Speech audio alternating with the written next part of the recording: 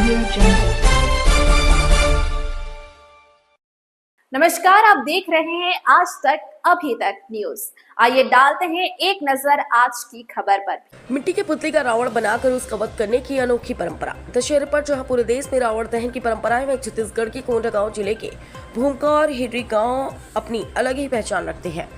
यहाँ रावण को नहीं जलाया जाता बल्कि मिट्टी के पुतले का रावण बनाकर उसका वध किया जाता है। यहाँ मिट्टी के रावण की नाभि से अमृत निकलने की परंपरा सदियों से चली आ रही है, जिसे देखने दूर दूर से लोग आते हैं।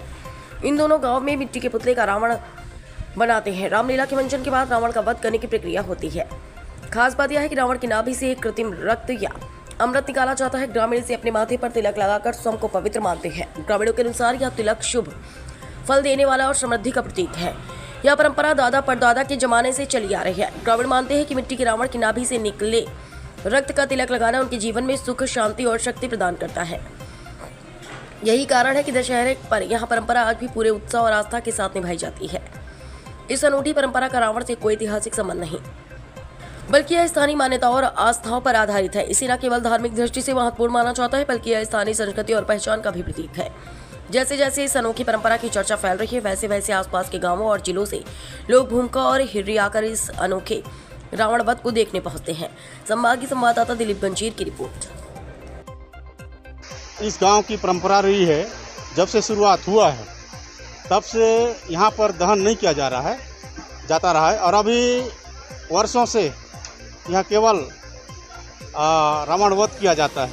अध्यात्म और सांस्कृतिक जो परंपरा को अपने एक जीवन शैली के रूप में देखा जा रहा है और आसपास के जितने भी गांव हैं वर्षों से इतना हुजूम लगता ही है। और हमारे नौजवान पात्रगणों के द्वारा कम से कम नहीं तो हमारे सियान दादा लोग का कहना है कि 70-80 साल से यहाँ लोक उत्सव दशहरा का कार्यक्रम मनाते आ रहे हैं और हमारे गांव में रावण को नहीं जलाया जाता, रावण को वध किया जाता है। जैसे भगवान रामचंद्र जी के द्वारा बाण मारा जाता है तो उसके नाभि से जो अमृत निकलता है उसका तिलक लगाकर उसको अमृत समझकर ग्रहण करते हैं और यहाँ अच्छाई का जीत के लिए यहाँ संदेश जाता है और बुराई का पराजय होता है। ऐसा रामलीला मंथन करके हम कार्यक्रम को निभाते हैं। रावण का दहन न करते हुए उसका सीधा वध किया जाता है।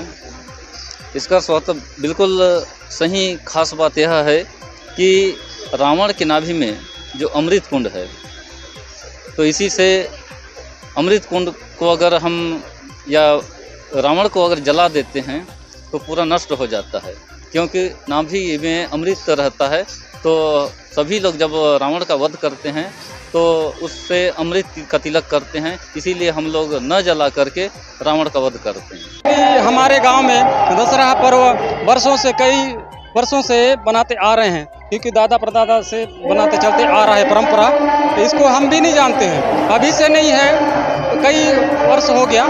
और यहाँ रावण का बनाने का मकसद ये है कि हमारे गांव में बहुत अच्छे से जो चलता आ रहा है परंपरा, क्योंकि यहाँ बहुत दूर दूर से आते हैं, लाखों मतलब कि हजारों के संख्या में आते हैं हमारे यहाँ। और इसका ये तात्पर्य ये है कि क्योंकि यहाँ रावण का वध किया नहीं जाता है, इसमें अमृत कुंड मनाया जाता है, क्योंकि उसके नाभि में उसको उससे चंदन लगाया जाता है और